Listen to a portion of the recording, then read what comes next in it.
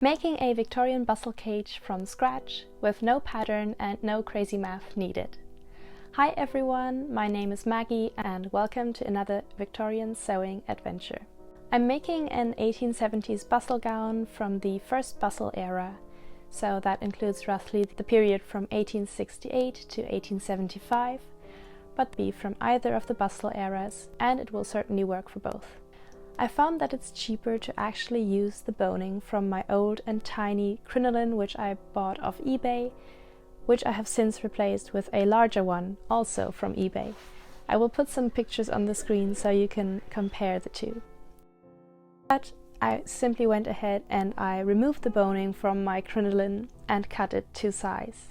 I decided that I would need 3 bones 80 centimeters long, 1 bone that's 70 centimeters long, and 2 bones that are 55. I do have a free PDF with all of the measurements in both metric and imperial, so click the link below if you're interested in that and I will send it to you.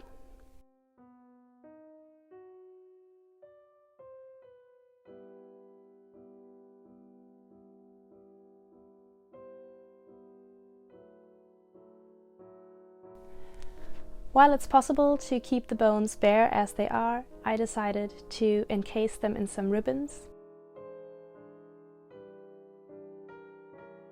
And while you can actually buy ready-made bone casing, I decided to use some ribbons I already had in my stash, and I hand sewed them around the bones as you see in this video. It took a little bit of time, and I would certainly recommend getting actual bone casing if you want to make a bigger project like a crinoline, but for the bustle, which has relatively short and few bones in comparison, it didn't take too much time and it was actually quite enjoyable to do. The funky color is also explained by the fact that this is a stash busting project for me, since this color is just something that I had. And I also had some matching hot pink fabric scraps for the backing of the bustle. My first mistake in this project was to cut the ribbons to the exact length of the bones. If you want to make your own bustle cage, please make sure to leave a little bit over on either end, so you have something to actually attach the bones to the backing fabric with. You will see later how I fixed that issue. It was definitely possible, but you will make your life a lot easier if you make the bone casing a little bit longer than the bones themselves. For the backing fabric, I chose some matching fabric scraps and cut 2 separate panels.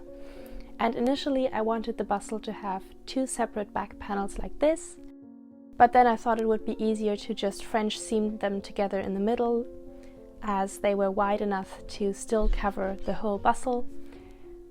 So I hand seamed them together using French seams and a combination stitch of running stitches and back stitches, which was a practice that was very common throughout the Victorian era. The perk of this method was that I got to keep the selvages on both sides, but if you want to make your own bustle, I recommend cutting it in one piece anyway.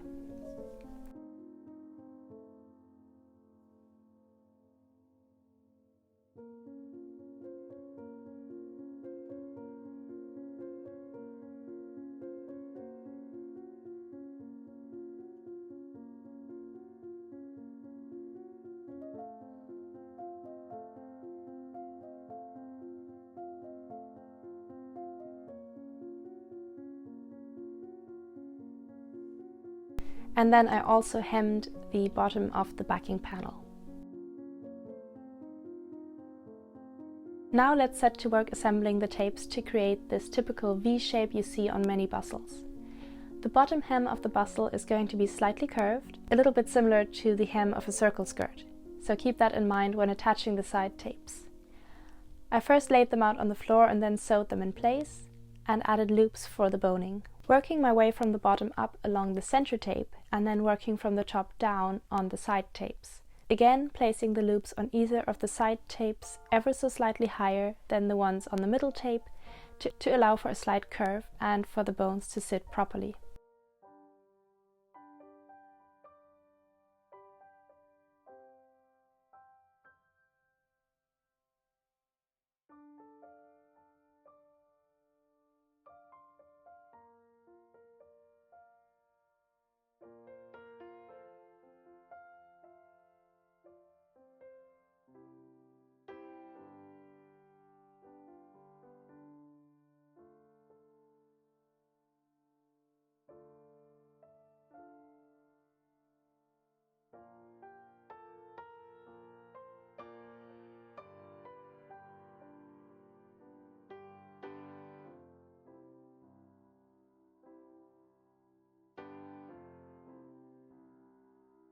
Next, we'll need to pass all of our bones through the hoops, starting with the longest bones in the bottom and the shorter bones near the top of the bustle.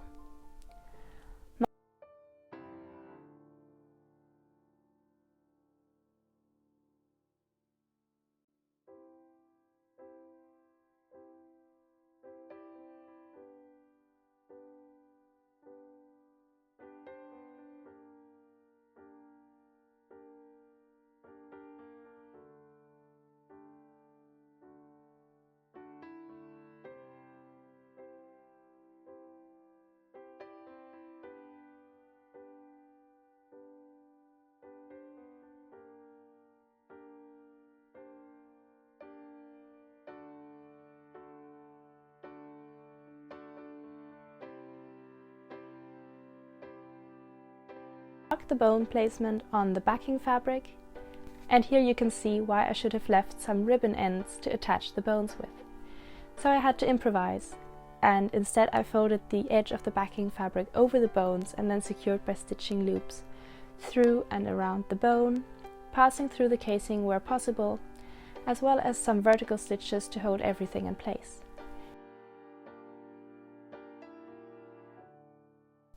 Since satin ribbons fray really badly, I also secured each bone with a drop of glue to prevent the ribbons from unraveling.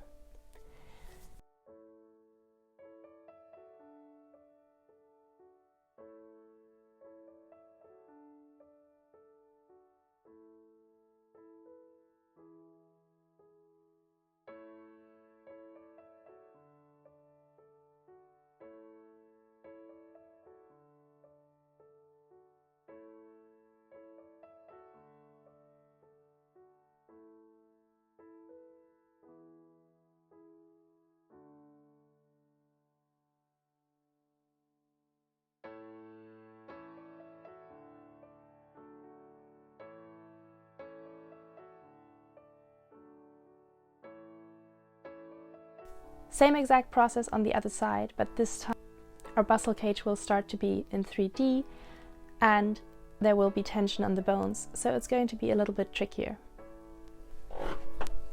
Make sure to double check the measurements of the bone spacing so they're sewed on symmetrically on both sides. As it happened, I didn't check properly and I ended up removing 2 of my bones and reattaching them, which was a bit of a pain, but totally worth it, of course. And also keep in mind that the top bones are going to be attached in a crisscross shape.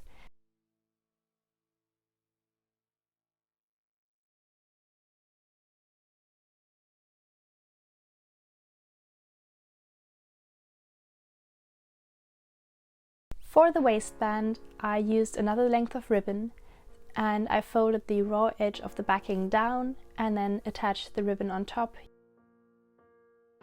using a combination of running stitches and a few back stitches at intervals.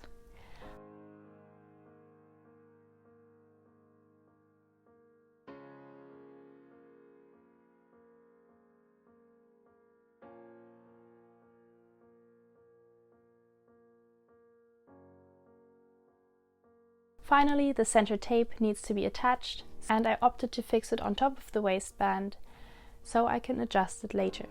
But you might want to hide the tape end under the waistband if you're feeling confident enough to cut it straight away. The center tape needs to be pulled up high enough so that the hoops are horizontal and the bustle reaches its full potential. Make sure to test it on yourself or a dressmaker's dummy to make sure the middle tape has the correct length and the bustle hangs nicely.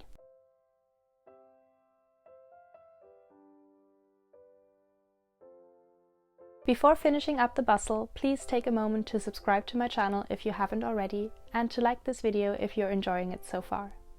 Lastly, we need to make sure that the tapes are securely attached to the bones to keep them centered and prevent them from sliding around. So I hung my bustle up and then I set to work securing all of the bottom loops to the bones. And here is the finished bustle. And yes, you can sit in it. If I were to sit down, the hoops would fold themselves up, and that also makes the bustle nice and easy to store as well.